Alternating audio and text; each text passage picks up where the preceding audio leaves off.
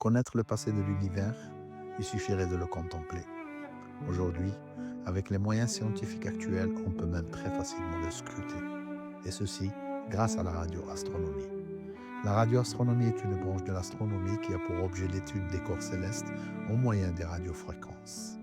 C'est-à-dire qu'au lieu de percevoir la lumière visible des étoiles et des planètes, on va plutôt capter les ondes radio qu'elles émettent. Les ondes radio, découvertes par Heinrich Hertz en 1830, transpercent l'atmosphère et les nuages, arrivent sur Terre vers nous, d'où l'intérêt d'avoir des radiotélescopes sur Terre.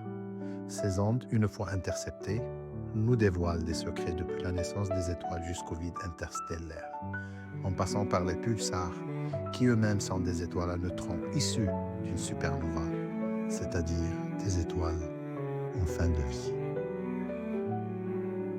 Il y a approximativement 14 milliards d'années, ni lumière, ni matière, ni espace, ni même le temps n'existait. Il a suffi d'une singularité infiniment petite et chaude qui explosa et donna naissance à notre univers.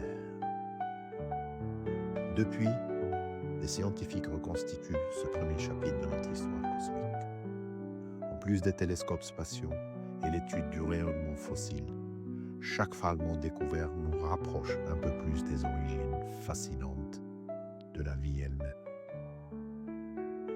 Et dire que quelques secondes après le Big Bang, l'univers était une soupe bouillonnante de particules élémentaires. Mais rapidement, tout changea. En moins de 3 minutes, des éléments légers comme l'hydrogène et l'hélium commencèrent à se former. Ce sont eux qui deviendront les briques fondamentales des étoiles et des galaxies. Environ 380 000 ans plus tard, un événement spectaculaire se produisit. La lumière fut libre de voyager pour la première fois. Cette lumière, que nous appelons le fond diffus cosmologique, est toujours visible aujourd'hui et nous renvoie une image de l'univers bébé, fascinant et mystérieux. Pendant des millions d'années, l'univers demeura enveloppé d'une obscurité glaciale. Mais petit à petit, sous l'effet de la gravité, d'énormes nuages d'hydrogène s'effondrèrent, donnant naissance aux premières étoiles. Ces géantes lumineuses furent les forgerons des éléments lourds qui composent tout ce qui nous entoure.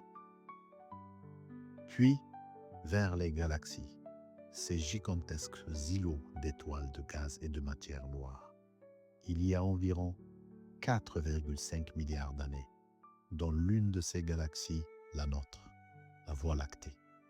Un disque de gaz tourbillonnant donna naissance à notre système solaire, avec notre Terre en vedette. À l'heure actuelle, rien n'empêche et n'empêchera l'univers de continuer à s'étendre à un rythme encore accéléré, et ceci grâce à une mystérieuse force appelée l'énergie noire. Cette expansion, mise en évidence par des scientifiques comme Edwin Hubble, ne fait que repousser les frontières de nos connaissances, tout en soulevant de nouvelles questions. Qu'est-ce qui se trouve au-delà de ce que nous pouvons voir? Y a-t-il une limite à l'expansion?